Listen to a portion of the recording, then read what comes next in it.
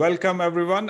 This is welcome to this webinar, and we are Punjabi Chamber of Commerce, and this is a movement for Punjabis all over the world. And here is the QR code to know more about the organization. And I am the co-chair for San Francisco chapter in the Bay Area with Kulwant Sandhu, who is also our co-chair. And so I'll tell you a little bit about myself first. So that you know who I am. So I run a marketing company where we are helping SMB, small and medium businesses, build their online presence, grow and scale their businesses. And I am the founder or CEO of an advisory and merger and acquisitions company where we are helping. We are actually investing more than just money in this company in our target companies, in our advising, and we believe that with our advisors, we bring the missing piece to the puzzle and help connect the dots for many of the challenges many of the business owners have. Now, like I said, I'm the co-chair of the Punjabi Chamber of Commerce for San Francisco chapter, and with Kulwant. And here is a little more about Punjabi Chamber of Commerce. And we are a non-profit organization funded with the generous support of many Punjabis across the world. And it started in New York and New Jersey area in 2017. And the main focus is to connect Punjabi business owners and professionals across the world and help the community as we grow. And this is a no religion, no politics policy in place for every of our chapter. We do not discuss politics. We do not discuss any religion. We are not associated with anything like that. And like I said, our main focus is to help entrepreneurs grow their businesses, professionals to lead their businesses and help grow in their lives, and also ensure that community leaders expand their reach. And like our members come from varied backgrounds, from business owners, like, Punjabis own many types of businesses, and they own many startups. They are the leaders in the many companies, and they all are located in many countries in the world. And this chamber is in USA, Canada, UK, and India, and even in Australia and other places. So let's see what we did. So signing up is super easy and free. You can click on this or take a picture of this QR code. It will take you to the membership page. It is free. And then I wanted to also share with you what we did from when India was going through the second or third wave of COVID. They were struggling for oxygen at that time, and our organization provided around $100,000 and distributed around 100 oxygen concentrators in hospitals and Punjab. And we also right now are with the help of in collaboration in partnership with Rotary International, generating or taking funds for oxygen plants and other things in Punjab. And we have a youth wing. We want our youth to start this join this movement as young, because the moment they start young, they will feel part of the community, and our accomplished leaders will also be able to mentor them into their careers, or if they want to do startups or businesses, our mentors in all centers should be able to help them. Okay, and today's webinar is little known profit building strategies that can exponentially grow your business and revenue. And I have, when we were thinking about this, the one name which came into my mind is Mike Patterson, who's a very dear friend of mine. And he's a coach. He has done exceptionally well in the last few decades. And I requested him to share this forum with me so that we can help Punjabis across the world and Punjabi business owners increase their businesses. Okay, so Mike, would you like to say something about yourself and introduce yourself? Hi, my name is Mike. I'm originally from UK. I've got various letters after my name, so don't worry about it. I'm a business consultant coach. I've been doing that, helping businesses for over 15 years. I'm a corporate trainer, more than 20 years on 30 different subjects. I'm an award-winning speaker, author, influencer.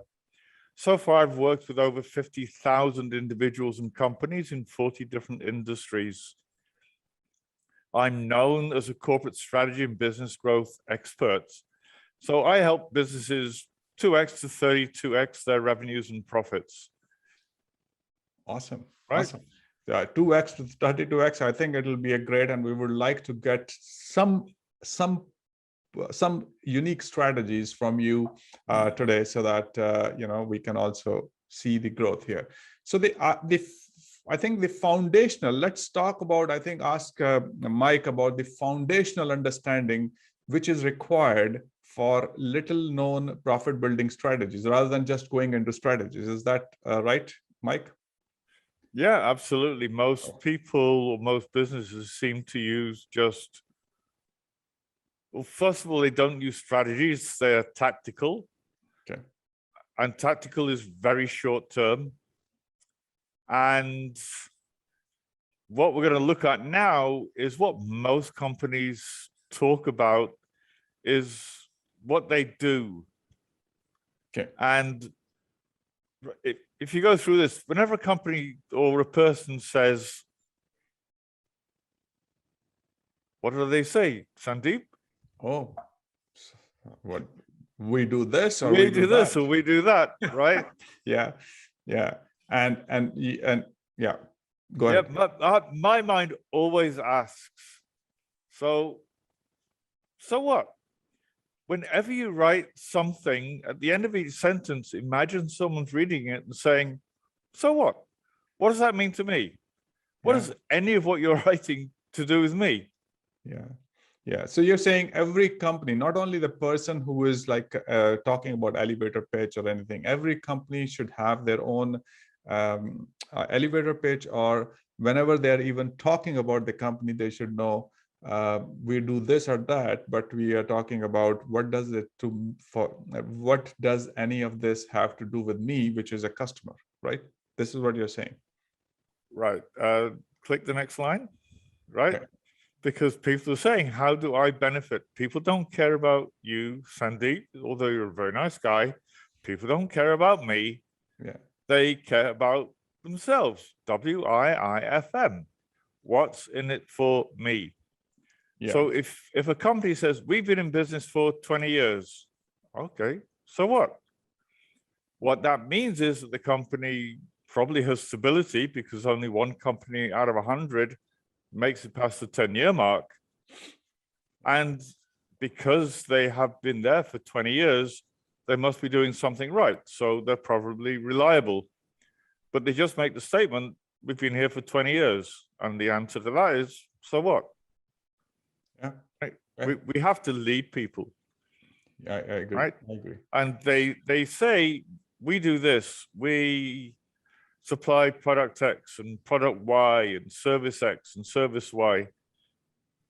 Right? Yeah. That's okay. You can go to the next slide. Yeah. But people do not buy. People do not buy product and services. Okay. Correct. That's what you're saying. Okay.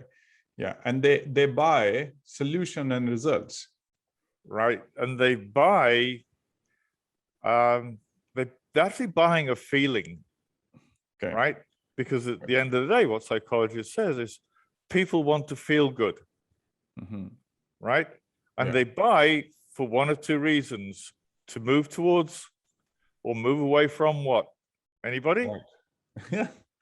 Right. Move towards pleasure, or move away from pain. Pain. Right. So you're saying there are only two reasons why people buy stuff, no matter what they buy from, whether it is a business to business deals or business to customer, B2B or B2C. Yeah. Okay. Because they're either moving towards pleasure or moving away from pain. Right.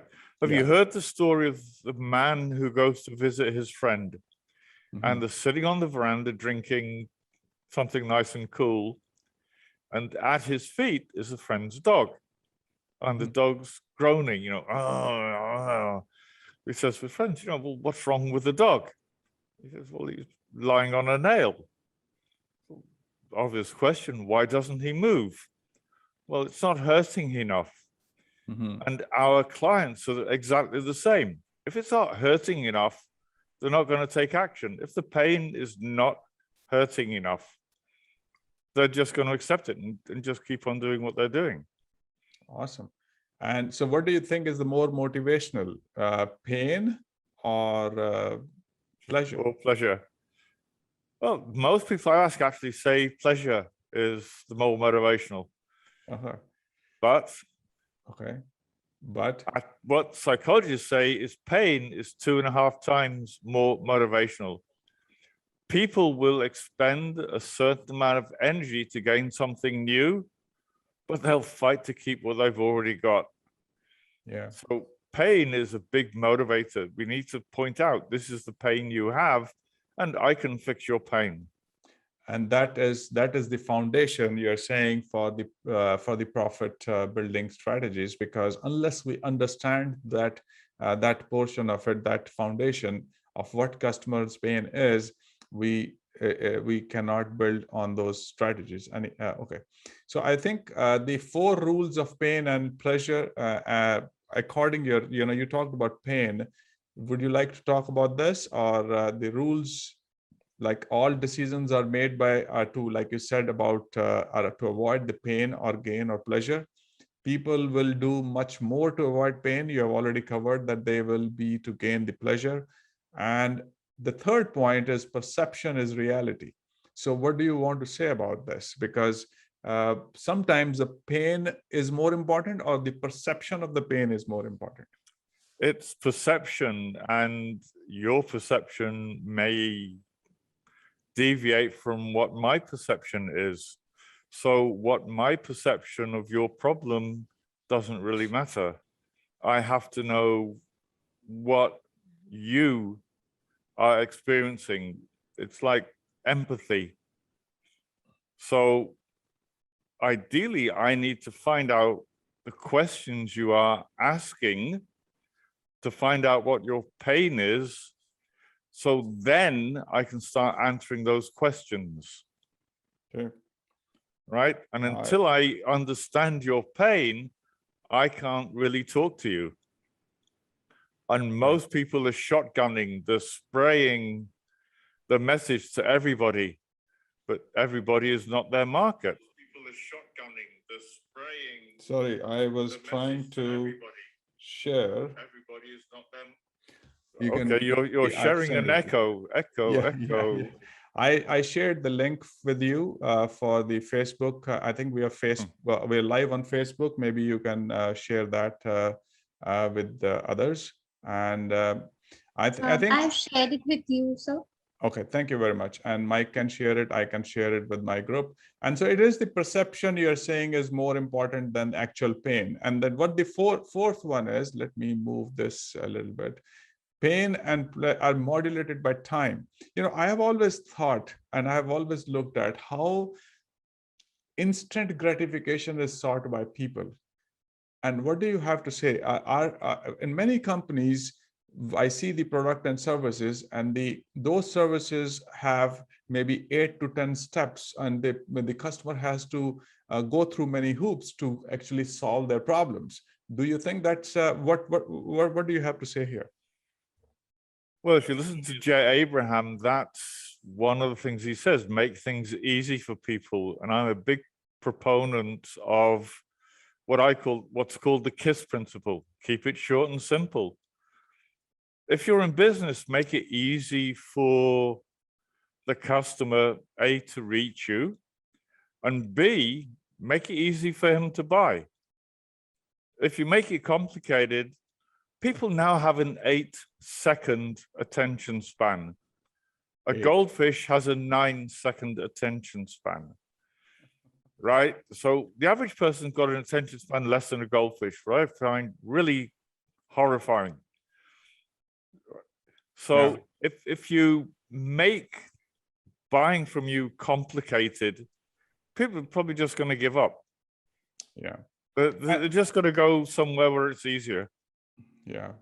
I agree. And that's the foundation of strategy. So let's talk about some of the profit building strategies. And the first one, which I think I see here, is the value stacking. Would you like to say something about that, Mike? Well, I'm talking enough. How about you talk about value stacking? Oh, value stacking. I don't know. You talk about an island. Well, value stacking is where you see it a lot on digital marketing, where they say you get this bonus and this bonus and this bonus and this bonus, and you put a price or cost of that bonus. So at the end of it, you say, well, what you're getting is worth $20,000, but I'm only charging you $2,000. Yeah. Right. And that's a value stacking. You're saying that the value provided with those services and the bonus is perceived value is around 20,000, and they are charging around 2,000, and that's how most of the coaches. That's how value stacking works. Yeah, in the online marketing, I see so many things happening these days in the same way what you explained. But in the business to business world also, or the B2C world also, most of the business owners can also do similar value stacking and actually quantify that stacking and show this is of value of this much, but we are giving you a discount and giving this thing, or maybe add a bonus or a free product which is of value, which can add to this and then charge more money. Correct? I'm actually against giving people discounts to a certain degree, because people expect it. So you can say, you can give a concession, which is slightly different. But whenever someone asks for a discount, you never give a discount without getting something in return. Yeah. Like, yes, I can give you a discount if you buy today, or if you buy, 3 months worth or something. Okay. Yeah. So and if you look at the difference between value and cost, or value and price, value is what we get. Cost is what we pay for it. Yeah. So if people see the value of something and it is more than the perceived cost, so it's the perceived value against the cost of the price of buying it, price is never going to be an issue. I agree. And I think you once mentioned to me that this beautiful philosophy of even in online marketing, this goes that for every $10 you gave me, I gave you $12 in return. How many of $10 would you give me? As many as I could get. I would go to the bank and take a loan. I'd get out my credit card, because I'm making a 20% return for every $10 I give you. You give me 12 back. So in other words, you're saying price is never an issue if you value stack it enough, and then by pricing is right, we are able to charge more money and then get more. Well, it's not about charging more money as such. And talking about this, if I said for every $10 you gave me, I'm going to give you 9 back, you got a problem? Yeah. Yeah, of course. So when people are saying, could we do something with the price? What they're actually saying is, you're not showing me the value of equal to the price you're asking. I agree. And then another thing, which is a risk reversal, I see all the time. People, at least in educational industry, or in the coaching, or in the online courses, or many of these products which can be returned online, risk reversal, right? That even Amazon, many products are with this philosophy that you can return anytime, even if it hits. So what do you say about that? How important is that? Well, people don't buy because of perceived risk. So if you can, especially with someone who's new in the market, so if you can take away that perceived risk and say, look, doing business with me, it has no risk. people are giving 100%, 200% return, right?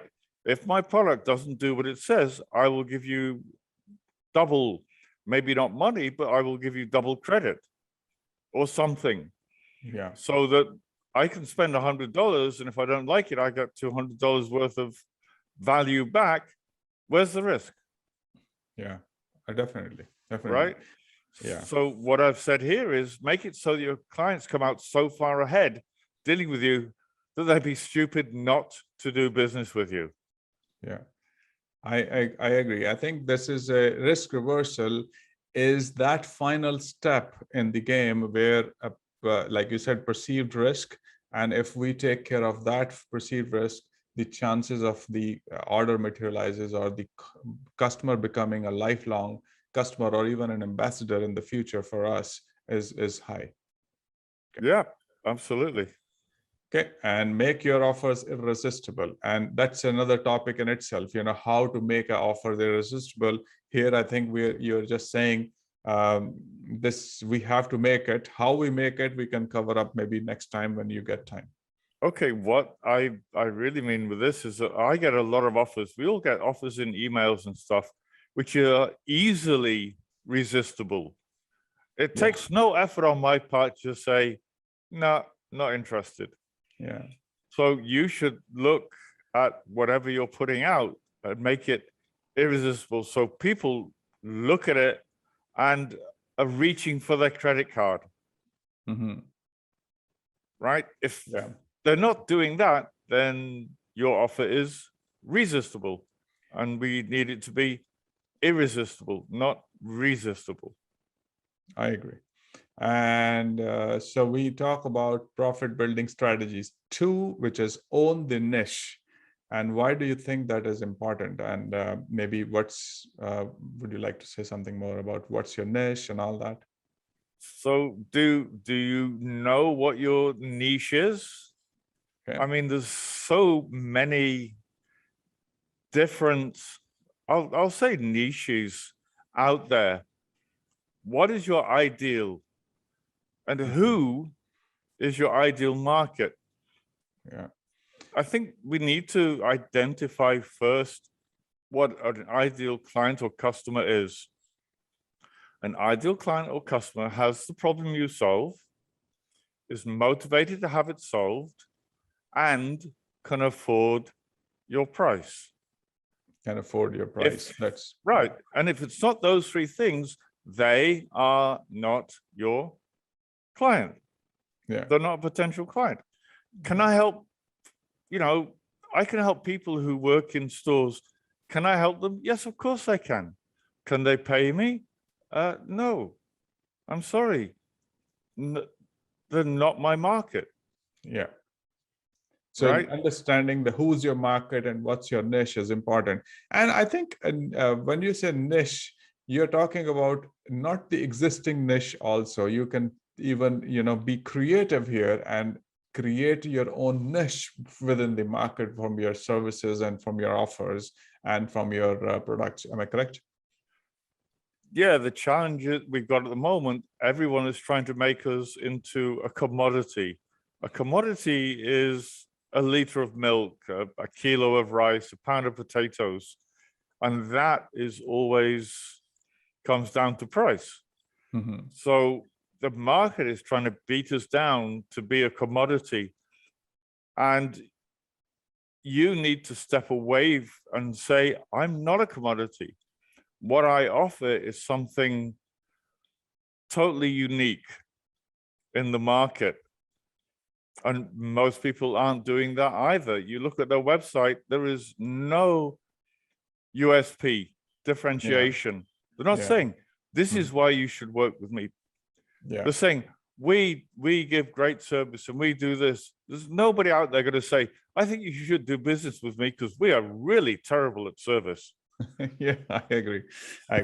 So let's look forward and start seeking the valuable lesson in everything you do, hear, experience, and see. No matter what your business is, think about this every day. And this line which you wrote is fantastic. How can I personally make my clients' lives better? So we are not talking about just just selling the products. We are actually, like you said, the perception and actually emotion and ensuring that the client's life is better, and what transformation that client is getting from what it is right now and what he or she wanted to be, and how you have actually helping them to achieve that transformation. Am I understanding this correct? Correct. So the emphasis is on how can me personally, make every single day I go out, I want to make a difference in someone's life.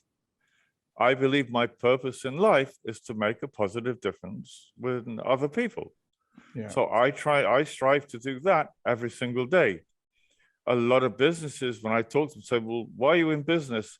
The first thing they come up with, to make money. I said, that is not the purpose of a business. Mm-hmm. Yeah. Right. And I think we talk about it a little bit, a couple of slides down. Okay. But we should be looking at it as, what can I do every single day to make my lives better? Every time they interact with me, they come away better than they were before they interacted with us. Okay. Yeah, I think let's go for the strategy number 3 right now, and because we are watching the time also. Ask who else does business with my ideal client, and that's that. In a sense, I think you are saying is we need to look at the journey of our client, what he buys before, during, or after he gets in touch with us, right? So that we know what, and then figure out, is that what you're saying, or something else is in your mind? No, that's right. So we start finding out ways to deal with everybody. So if you take someone like a high-end jeweler, the jewelry is really expensive. So the people who buy that probably buy sports cars. They probably take expensive vacations, stay in expensive hotels, buy expensive clothes, hats, shoes, whatever, right? So if you look at those people, almost none of these would share their database with each other. Yeah. But they have people who are selling basically to the same market you are.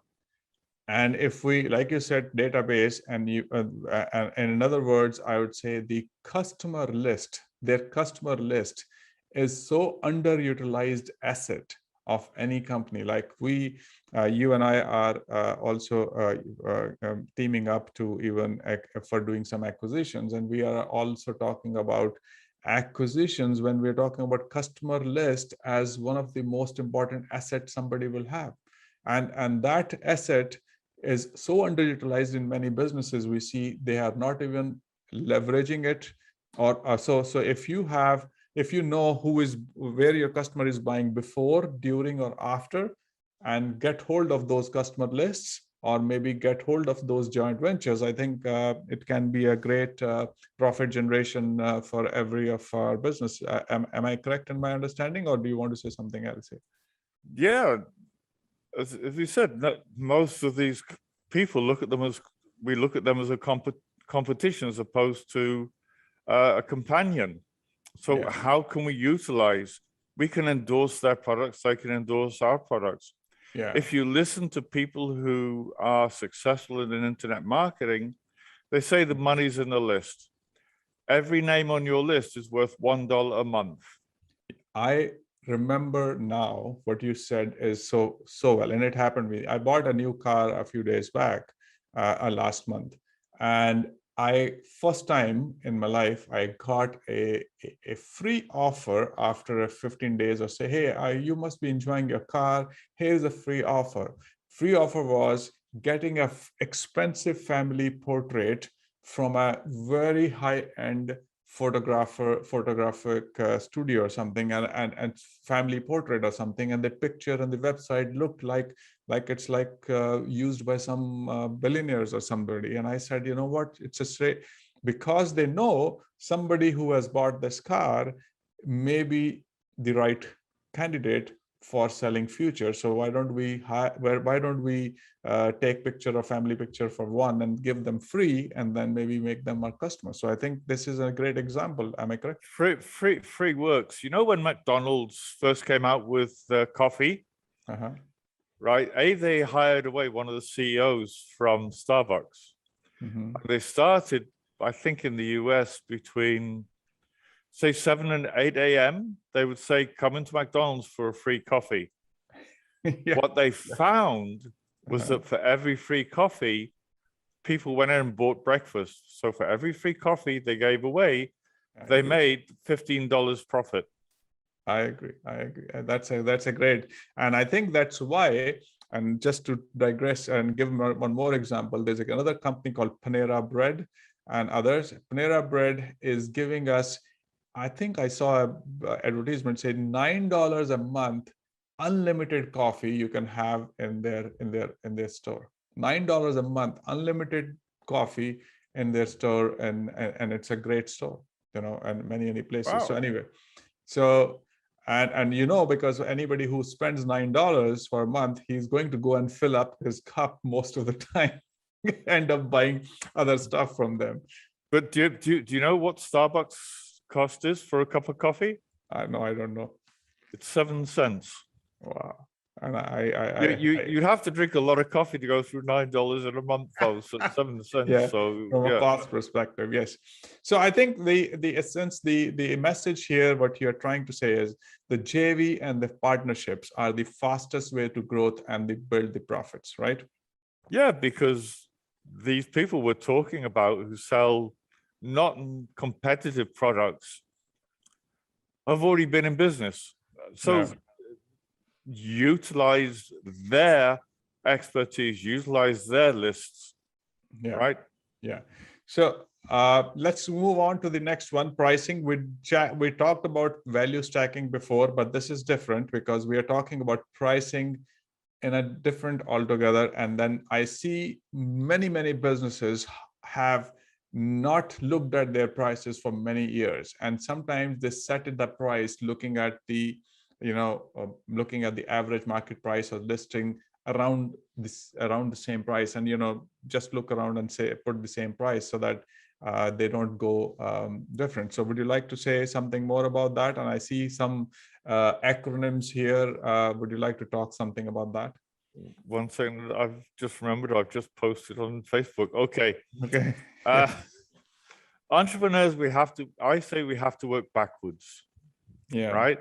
Yeah. So studies show that 80% of products are wrongly priced. Where a company is selling, say, 20, 50 different products, what they'll do, they will take their fixed costs and divide it by the number of products that they're selling. And that's about it. So what you need to look at is not what your price point is, but is how much profit do you make on each sale. And this CAC, customer acquisition costs. If you're doing marketing, how much is a new customer costing you? Acquisition. CL is customer lifetime. How long does the average customer stay with you? And CLV, or marginal net worth, is how much do they spend in that time? Yeah, because whatever your CLV is, what the experts say is your marketing is about 30% of that. And I see now, I see many businesses are even acquiring, since they know that the actual customer lifetime value is much higher, and they are willing to even give free the first month or even give the first 2 months free, just to ensure, because they know that the customer will stick with the product and the value and pay more in the total customer life cycle value, and the acquisition they absorb, and they also give a couple of months free. This is what you're saying, right? That's one of them. If any of you on the call have salespeople and they make a sale, what commission do you give them? Because if you know the lifetime value of the customer, let's say you sell a product that gives you a $200 commission or a $200 profit on your first sale, and you're giving the salesman 10%, $20. How motivated is he to go out and get new customers? Not very. Yeah. But if you know that the average customer is going to spend at least $3,000 with you, why not give the salesman the whole profit from the first sale. Yeah. So for every new customer he goes out, he's going to make $200. Yeah. He's going to be an animal out there, right? Yeah. For $20, he's probably not even going to bother, getting off his seat. I agree. And so if not, then you're saying that most of the businesses are not, and they're wrongly priced, right? Let's move on to the next one. And that's the beauty, and then we're saying, understand your and others' hourly rate. And I have been talking about a lot with people about whether you are spending your time on $10 of work, $100 of work, or $5 of work, or $1,000 of work. But your take on this is entirely different and better than what I have been saying, and I would like to listen. It's not necessarily better. It's just a different way of putting it.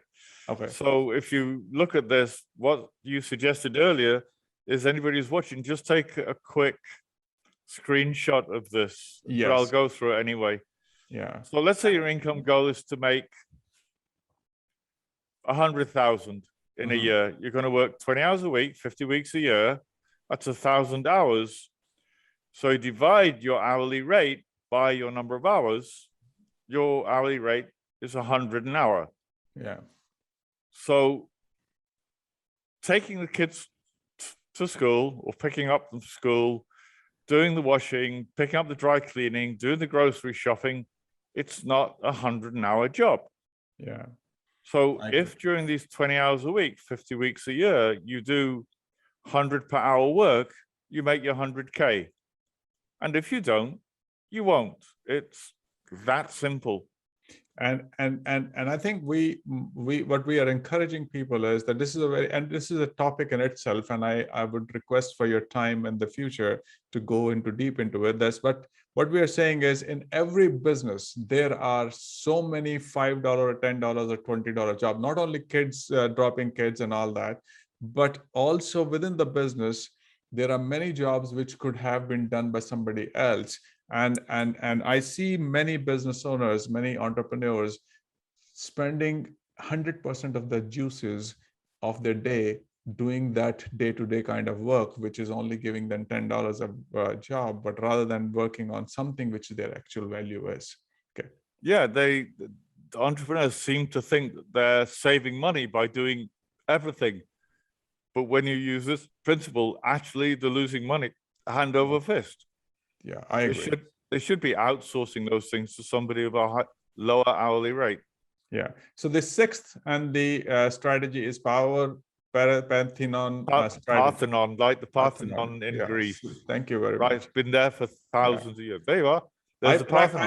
I practice this word, but I couldn't speak properly. So can you please go further on this before I right. If you look at this, most industries or most businesses have one revenue generating activity, and here I'm saying direct sales. So they rely on just one revenue activity or approach to grow their business.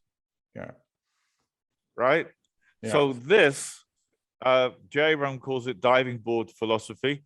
Yeah. If you go to the next slide, I liken it to a table with one leg. Yeah. I see this picture. Is that a safe thing to eat off? Yeah, I think this picture is very, very important. And this picture tells how many businesses actually collapse just because they depend on only one revenue generation activity. Correct. So right? What happens when that one approach becomes less effective?